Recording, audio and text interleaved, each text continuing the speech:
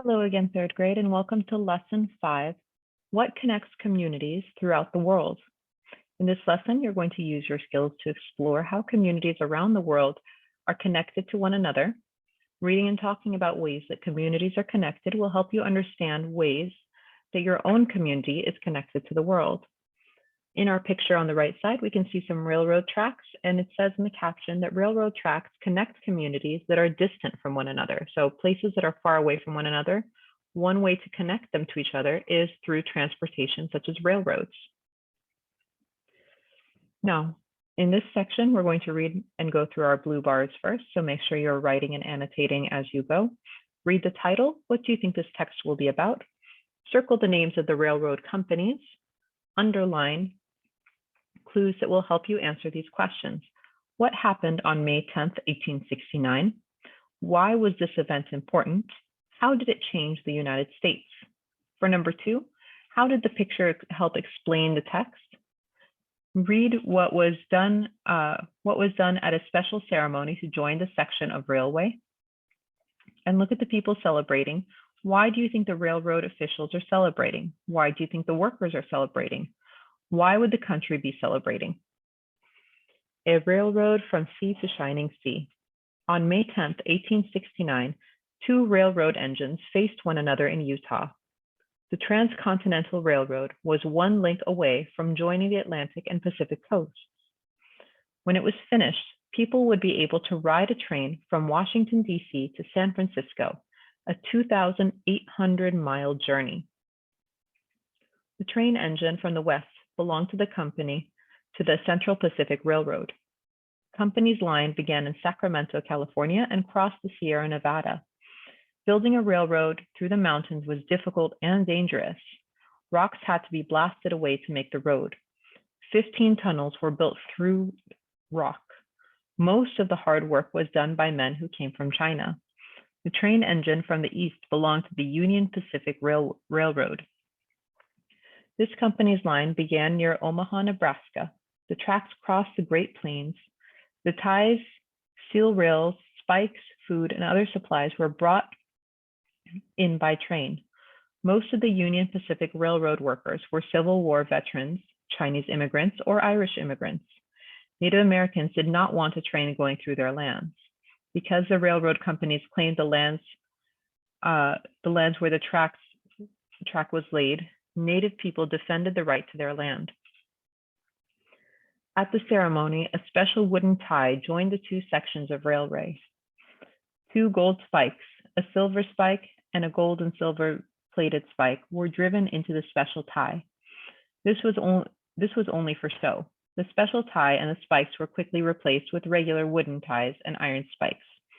The final iron spike was driven in by an ordinary worker who had helped build the railroad. The United States was now connected by railroad. Let's take a look at the picture captions. Railroad officials pounded this spike into the ground to show that a transportation line joined the east and west coast of the United States and all the communities between. How did this change life for people in the United States? And in the photo we have on the right, it says locomotives and crews from the 2 railroad companies face each other at Promontory Point in Utah. So here you can see the 2 trains, like we read about, that were basically facing each other because now it was at this point where they were able to connect the railroads so that you can travel from the east coast of the United States all the way to the west coast and back.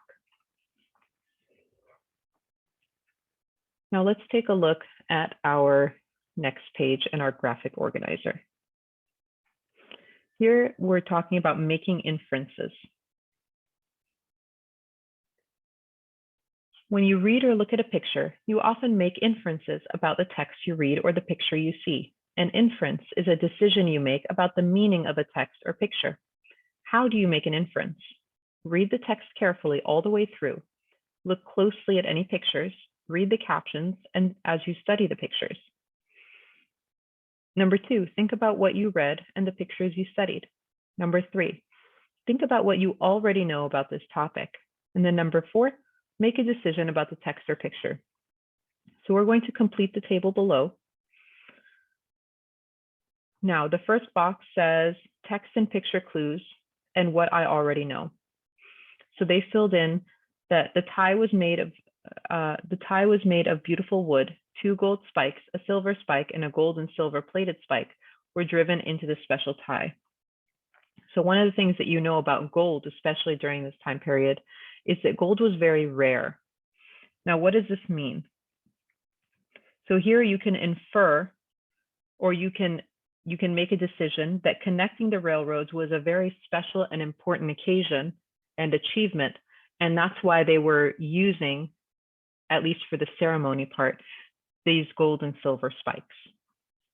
And then we found out that they replaced them with the regular iron ones once everything was done.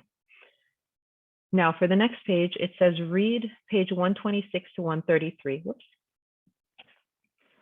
In your research companion, that's your textbook, use your skills to make inferences about how communities throughout the world are connected to one another. This chart will help you organize your notes. So our first one, we're going to read through it. It says there have been huge changes to transportation in the past 200 years. These changes make it possible for people and goods to travel farther and faster. Then we're going to list things that we know about transportation. And then we're going to make an inference about what we think it means. The next section says of the photographs that show a telegraph operator and students using a computer. So we're going to write what we know about telegraphs and what we know about computers, and then make an inference, about what the photographs mean. And in the last section, Americans watch foreign movies too, and they affect how we view other cultures. Many people think of anime or Godzilla movies when they think of Japanese culture. So here we're going to write what we know about these different kinds of movies and what the text about these different movies means. Let's go ahead and jump into our textbook or our research companion, Revolutions in Transportation. There have been huge changes to transportation in the past 200 years. These changes make it possible for people and goods to travel farther and faster. Cultures are more connected today than ever before. The first European colonists arrived in America on sailing ships. This trip took them about 2 months. When settlers moved inland, they traveled by horse, on boats, or in covered wagons. People could take only what they could carry with them. The Transcontinental Railroad changed this. Railroads carried immigrants and settlers to new homes on the plains and beyond. The trains also carried supplies to communities along the way. At first, immigrant groups stayed close together. This way, they could keep the language and culture of their home country. As communities connected, cultures mixed and blended together. So what we can see over here on the right side in this picture, this maze of roads connects several different highways, each leading to other communities across the country. The automobile led to major changes in the way people lived. So the automobile, we're talking about the car.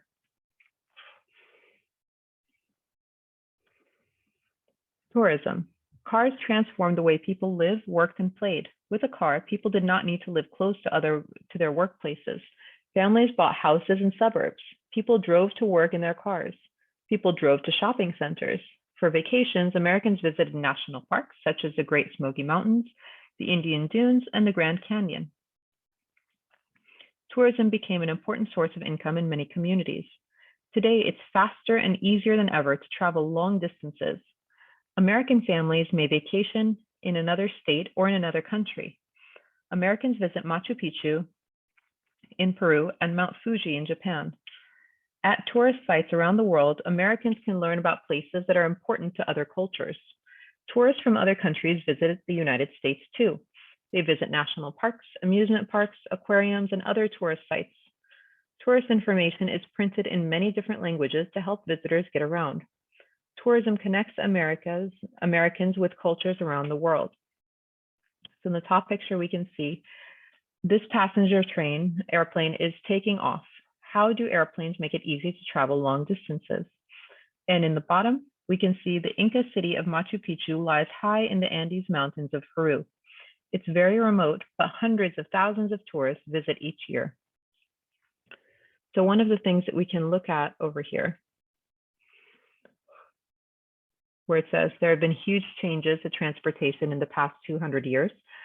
One of the things that we know is that cars and airplanes have helped people around the world to connect with one another. Now, what does this mean? We can say that transportation has been able to connect the global community, right? It connects all the communities around the world to each other. It's made things like tourism, traveling, vacationing easier. You're able to connect with different communities that you might share a similar heritage with. And as we're going to keep reading, how those different types of transportation have made trade easier so that we're able to get things from other places if we don't have them in our home area. Trade. Advances in transportation have changed world trade. Goods from other countries used to be expensive. Now faster and bigger ships carry more products in less time. This made these goods less expensive. Clothes made in Asia are sold in stores across the United States. In the 1800s, mail order companies used railroads to connect with customers. They sent catalogs to people living far away. The catalogs showed hundreds of products, such as plows, sewing machines, and furniture. Trains delivered these things to the people who bought them. Today, online companies are a lot like these early catalog companies. A buyer in Illinois can order items from China. The seller sends the items by cargo ship or airplane. Transportation also lets people trade ideas. Experts in different fields can meet and learn from each other. Young people in different countries connect more easily too. Some organizations arrange youth exchanges to help young people experience life in another country. And in our photo, we can see the caption says, many organizations bring people from different cultures, or they bring together people from different cultures. Next, we're going to talk about revolutions in media. Communication. The world had a revolution in communication. In the past, if you wanted to learn about a different country, you might find a pen pal. You would send your pen pal a letter. It could take days or weeks to arrive. Trains, trucks, and airplanes moved the letter quickly, but it still took time to move it thousands of miles. Then you would wait for your pen pal's reply. Now technology allows people to communicate with each other instantly. The telegraph was the first kind of instant communication. News from one part of the country could be instantly spread to the rest of the country. Later, the telephone was invented. Over the next century, communities, states, and countries were connected to one another by miles of telephone and telegraph wire. People called neighbors close by and friends and families far away. Instant communication is even more common thanks to the internet.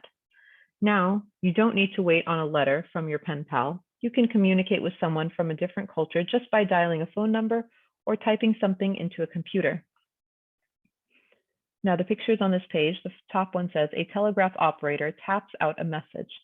The message will be received at a telegraph office miles away.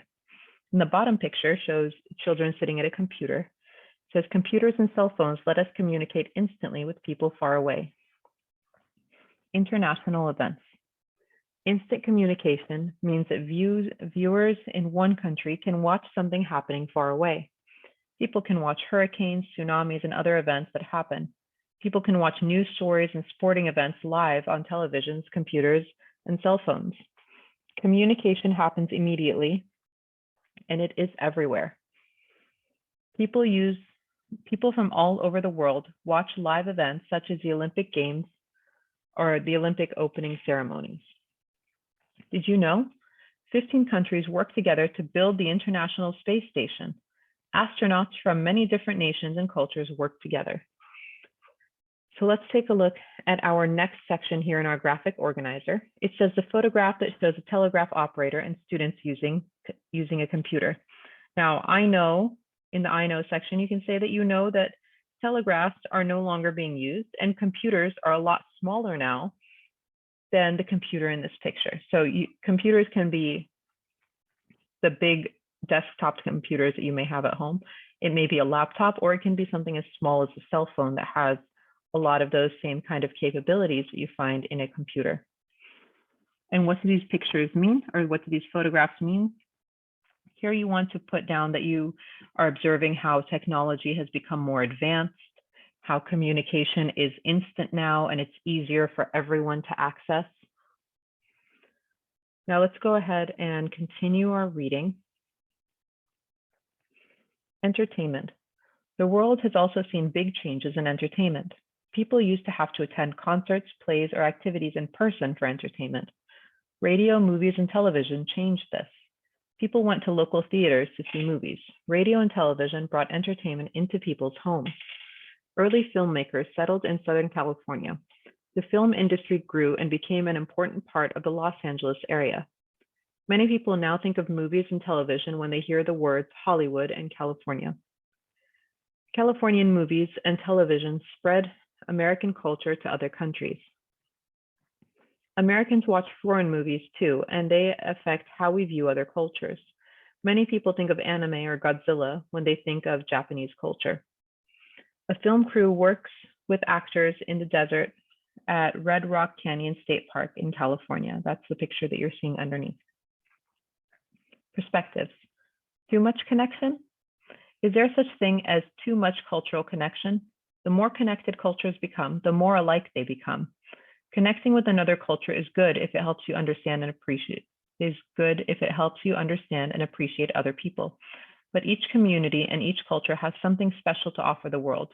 What if one culture dominates all other cultures? The women in the picture combine traditions of their culture with modern technology. So you can see that they're wearing their traditional clothing and traditional beadwork and jewelry, but they're also talking, one of them is talking on a cell phone. Today, video games have become another way to connect with people. Games can form online friendships with people who do not even speak the same language.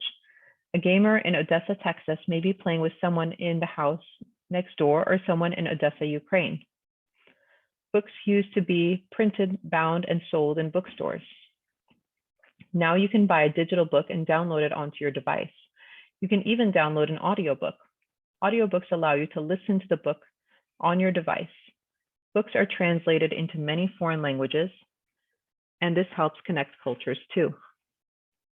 So if we go back to our graphic organizer over here, we can see where it says Americans watch foreign movies too, and this affects how they view other cultures. Many people think of anime or Godzilla movies when they think of Japanese culture. Now, I know that American movies, especially ones about other culture, are not always accurate. And this means that we should observe what we're learning about other cultures from movies and television and recognize that those are not accurate descriptions of what that culture is like. If you want to learn more about a culture, what you can do is you can connect with someone who's a part of that culture, or you can visit that country to have a better understanding. All right, that takes you to the end of the reading for our textbook. Now we're going to go on to our next pages for our workbook to think about it and write about it sections. Now it says write a scene or dialogue about two cultures being connected by technology. How are the cultures connecting? Make inferences about how this connection affects culture. So your answer is going to be unique and it's going to be your own, but you can discuss how transportation connected people, how different forms of communication technology like phones and the internet connected people, and give examples. And the last part where it says connect to the essential question, it says, how is your community connected with other communities? What are some products from your local community that are sold to other communities and countries? What products are brought into your community from other communities and countries? And how does your community stay unique? So think about things that you see at the grocery store if they're coming from a different area. Think about products that are either grown in different parts of the country or in other countries, things that you buy such as clothing or toys or books that may be local within your community, or they may be coming from somewhere else, and list those. Make sure you use complete sentences and neat handwriting in all that you're doing. And if you have any questions, let me know. Otherwise, I hope you guys have an amazing day. Take care. Bye-bye.